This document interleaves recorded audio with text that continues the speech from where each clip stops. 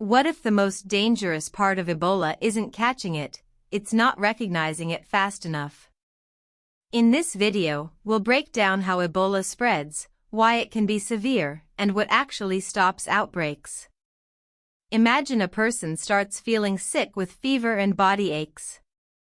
At first, it looks like malaria, flu, or another common infection. But then, hours and days later, the symptoms shift into something far worse. And that's when the real danger begins. Ebola can spread through contact with infected body fluids, especially in caregiving settings where protection isn't followed. Intro. Today we're talking about Ebola, how severe it is, how it spreads, and why it's not like the viruses people worry about in everyday life. This is not just a scary virus story, it's a how outbreaks are stopped story. What Ebola is. Ebola disease is caused by viruses from a group called orthoebolaviruses. They're found primarily in sub-Saharan Africa, and they can cause serious illness that, without treatment, can be deadly. A key point: Ebola disease is not one single virus with one single outcome.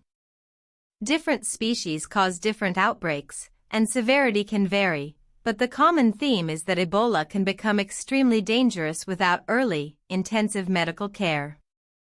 How severe is it? When people don't get treatment, Ebola can be often deadly. Historically, case fatality rates have been very high. CDC notes mortality can be as high as 80 to 90% without treatment. But modern supportive care, especially treating dehydration, maintaining blood pressure, and managing symptoms, can greatly improve survival. So severity isn't a mystery. It's connected to timing, treatment quality, and infection control practices. The timeline, incubation and symptoms. Here's what makes Ebola especially challenging. Symptoms don't appear instantly. After exposure, the time until illness can be about 2 to 21 days. On average, people begin showing symptoms around 8 to 10 days after exposure. Early symptoms are often dry, meaning they can be nonspecific. Fever. Severe weakness and fatigue. Body aches. Sore throat. Headache.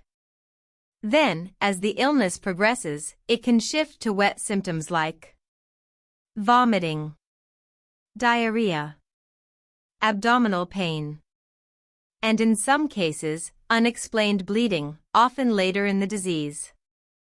The big question: how Ebola spreads. Now let's talk about spread. This is where misunderstandings get people into trouble. Ebola spreads when a person comes into direct contact with the body fluids of someone who is sick with Ebola, or even from a dead body with Ebola.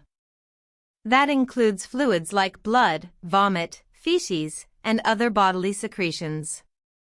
And there's a crucial detail. A person is generally only contagious once they begin showing symptoms, not before. Also, Ebola does not spread through the air like flu or COVID. You can't catch it just by being near someone in public spaces or passing them in a room. Care settings are where outbreaks can accelerate.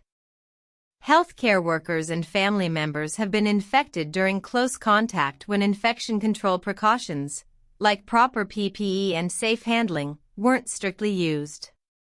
Even burial practices can matter, because some traditional practices involve direct contact with the body. So the spread is real, but it's also preventable when infection control is done correctly. Why outbreaks escalate? So how does a local outbreak turn into something much bigger? Typically, it comes down to a few things happening at the same time. People don't know it's Ebola yet because early symptoms look like other diseases. Caregiving happens at home or in overcrowded settings.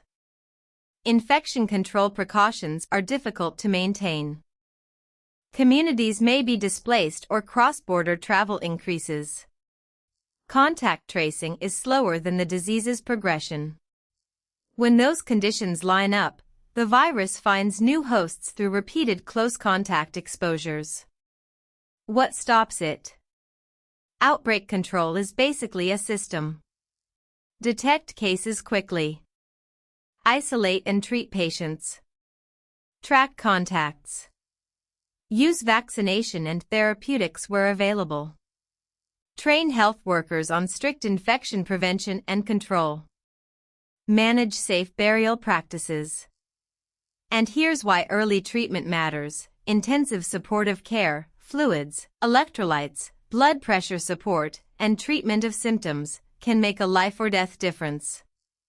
Let's summarize. Ebola can be severely life-threatening without treatment. Symptoms often start as nonspecific dry illness, then can progress. It spreads through direct contact with infected body fluids. It doesn't spread through air like respiratory viruses. Outbreaks are stopped by rapid detection, safe caregiving, and strong infection control. If you want, I can make a follow-up video answering what should you do if you suspect exposure, with a clear, practical checklist, without panic.